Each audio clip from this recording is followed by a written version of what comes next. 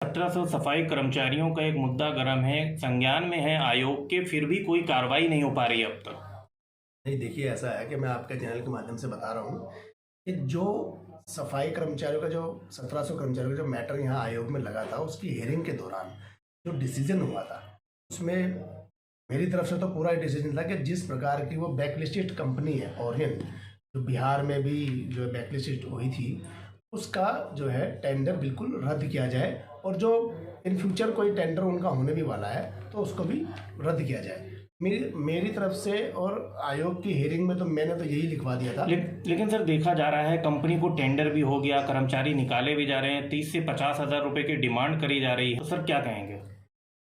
अभी जो है इस प्रकार की कोई कंप्लेंट अगर और आ जाती है, क्योंकि उसमें उस वक्त ये बात उठी थी हमारी, और उनके अधिकारी भी आए थे, और उनको तभी तो इस बात को लेके मैं उसमें ज़्यादा उसमें इन्वॉल्व हुआ था कि जी आपका जो है ना, मेरे को रजिस्ट्रेशन नंबर चाहिए, लाइसेंसिंग चाहिए, और क्या आपका एग्रीमेंट हुआ है, एग्रीमेंट के अंदर क्या आपने टर्म्स एंड कंडीशन रखी हैं, उन टर्म्स एंड कंडीशन को देखते हुए, और फिर जिन लोगों ने उस कंपनी के अगेंस्ट कंप्लेंट डाली थी, उस कंप्लेंट को देखते हुए उन्होंने ये प्रूफ किया था कि भाई ये लोग पैसे भी मांग रहे हैं और ये कंपनी ब्लैक लिस्टेड भी है। सर इस तरीके की कंपनियां जब ब्लैक लिस्टेड हैं फिर भी टेंडर दी जा रहा है, 1700 कर्मचारी अब समझ लीजिए वो भूखे मरने के कगार पर हैं। जब नौकरी जाएगी तो किस तरीके से वो आयोग के ऊपर कैसे विश्वास कर सकते हैं कि उन्हें इंसाफ मिलेगा? बिल्कुल आयोग के ऊपर विश्वास करना चाहिए, क्योंकि जिस तरह की कार्रवाई हम लोग करते हैं, जिस तरीके का हमने उन पर एक्शन लिया है, वो बिल्कुल आपके सामने है। उनका हमने टेंडर रद्द करने की जो डिमांड करी है, यहाँ से रिकमेंडेशन करी है, वो पूरी तत्पर पे है, और उसमें सर एक्शन होगा। क्या कारण? देखिए कुछ बातें ऐसी होती हैं कि जब ब्लैक लिस्टेड जो है, जब उनसे एग्रीमेंट और कॉन्टैक्ट जब हुआ होगा, जो जिन टर्म्स एंड कंडीशन में उनको जो कंडीशन रखी होंगी, उस टाइम वो चीज़ें वो नहीं उनको दिखा पाए होंगे। जब ये बात आज अगर विधानसभा में चली गई है, माननीय मुख्यमंत्री श्री अरविंद केजरीवाल जी के भी संज्ञान में है, और जब ये प्रूफ हो गया है कि वो कंपनी बिहार में ब्लैक लिस्टेड है, तो फिर उनका टेंडर जो है रद्द भी होगा और उनका लाइसेंस भी रद्द होगा। जब 1700 सफाई कर्मचारियों की, देखिए जो कर्मचारी 1700 कर्मचारियों के में से जो जिन कर्मचारियों ने कंप्लेंट दी थी, उस कंप्लेंट के आधार पर जो 7 कर्मचारी उन्होंने हटाए थे, और उसके बाद भी कुछ कर्मचारी, कुछ महिलाएं माताएं बहनें यहाँ आई थी, तो उनको हटा दिया गया है। उनको दोबारा उसी वक्त रखवा दिया गया था, और उसके बाद मेरे पास क्या वो लोग भी आए जिनको रेल में हटाया गया था। सर एक उनको भी दोबारा हमने उनको रखवाने की बात करी है, और बार बार मैं आपको बता रहा हूँ कि ओरियन कंपनी का जो लाइसेंस और रजिस्ट्रेशन हम रद्द कराएंगे, उस पर हम आज भी काम वचनबद्ध थे, कल भी रहेंगे। ठीक है।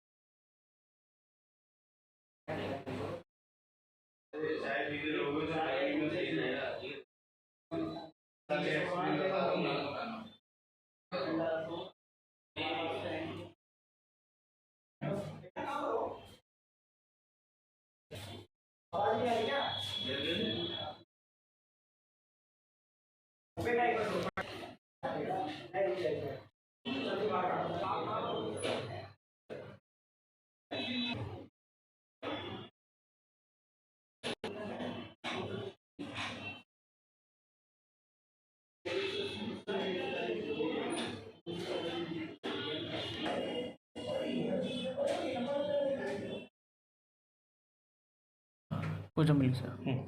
सर संसद के अंदर जो बिल लाया गया है, दिल्ली सरकार की शक्तियां कम करके एलजी को दी जा रही हैं, क्या कहेंगे सर?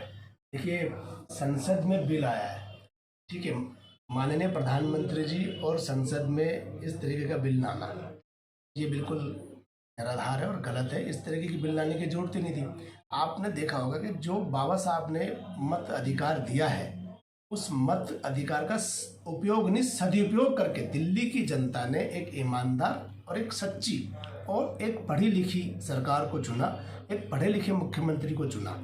और जब आपने देखा कि पूरे भारत में अगर कोई सरकार है जो सिर्फ और सिर्फ जनता के लिए काम करती है तो वो दिल्ली सरकार है, आम आदमी पार्टी की सरकार है, दिल्ली की सरकार है।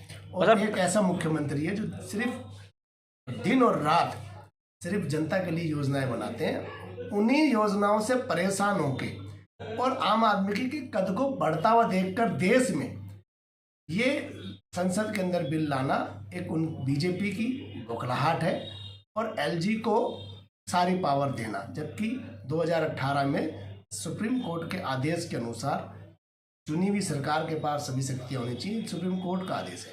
तो बीजेपी जो है वो लोकतंत्र, जनतंत्र, संविधान और देश के सर्वोच्च न्यायालय को भी नज़रअंदाज कर रही है, जो कि गलत है। अच्छा, शुरू से ही आम आदमी पार्टी और एलजी का टकराव रहा है, कई फाइलों को लेकर, कई मामलों को लेकर। अब इस तरीके का बिल दिल्ली वालों पर कितना असर डालेगा?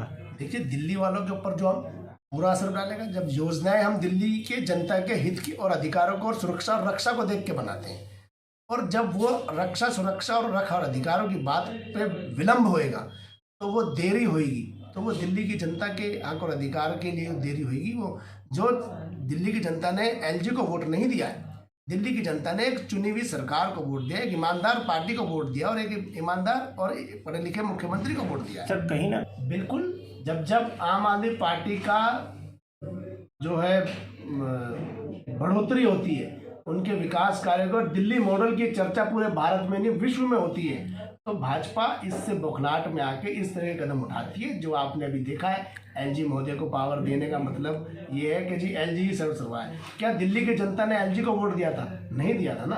दिल्ली की जनता ने तो मुख्यमंत्री अरविंद केजरीवाल के काम पे वोट दिया है और उन्हें तीसरी बार मुख्यमंत्री बनाया। ठीक है सर। Roll number 1।